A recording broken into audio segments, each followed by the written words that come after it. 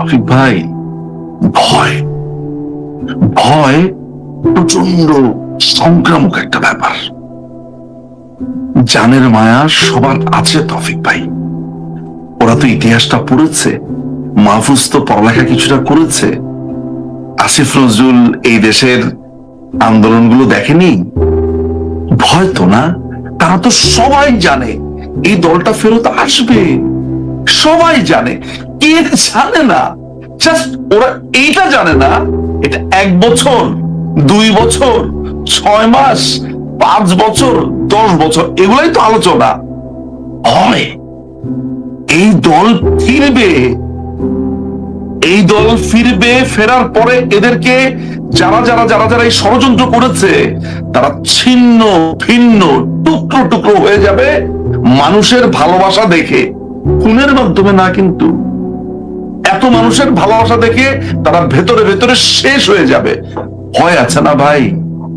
হুমায়ূন আহমেদের একটা উপন্যাস আছে এই বসন্তে, সেখানে গল্পের নায়ক জেল থেকে ছাড়া পায়, তাকে মিথ্যে করে ফাঁসিয়ে দেওয়া হয়, তার একটা দীর্ঘদিন সে সাজা পেয়ে বের হয়।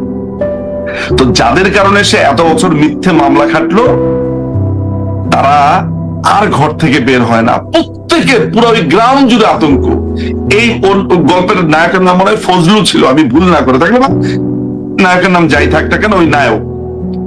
তারা আতঙ্কে অস্থির হয়ে থাকে। ও বুঝি অ্যাটাক করলো, কারণ ওর উপরে তো অত্যাচার হয়েছে, থাকুক না একটু ভয়ে। হুমায়ূন আহমেদের একটা নাটক আছে না, ওস্তাদ না, যে বলে যে স্যার ভয়ে বলবো না নির্ভয়ে বলবো? আমার সাথে নির্ভয়ে কি কথা? আমার উত্তর একটাই, আওয়ামী লীগের ব্যাপারে নির্ভয়ে কি কথা? ভয়ে বলো। বুঝেন নাই? যারা আমাকে আমার মায়ের রক্তের উপর দিয়ে যেতে বাধ্য করেছে, ওই শামসুর রহমানের কবিতার মতো, যারা আমার বোনকে অত্যাচার করেছে, আমার ভাইকে অত্যাচার করেছে, আমাকে খুঁজতে এসে আমার মাকে খুন করে চলে গেল, যারা আমার বাবার লাশটিও দেখতে দেয়নি, যারা আমার সন্তানকে খুন করে চলে গেল, তাদের এই সারাটি জীবন আতঙ্কে অস্থির হয়ে থাকতে হবে।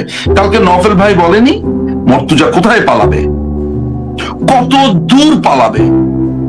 অস্টিন, টেক্সাসের অস্টিনে বাড়ি কিনেছে ফারুকি, সিডনিতেও নাকি তার আবাস করেছে।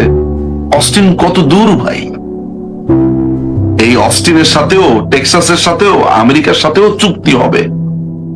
এই নিঝুম মজুমদার আজকে এই রাতে কথা দিয়ে গেলাম, পৃথিবীর যেই প্রান্তে লুকাবে যত রকমের ছাড় দেওয়া হয় তত রকমের ছাড় দিয়ে এদেরকে নিয়ে আসবো। কারো কোনো কথা সেদিন শুনবো না। এই প্রতিজ্ঞা আপনাকে এবং আপনার দর্শকদেরকে দিয়ে গেলাম। No mercy.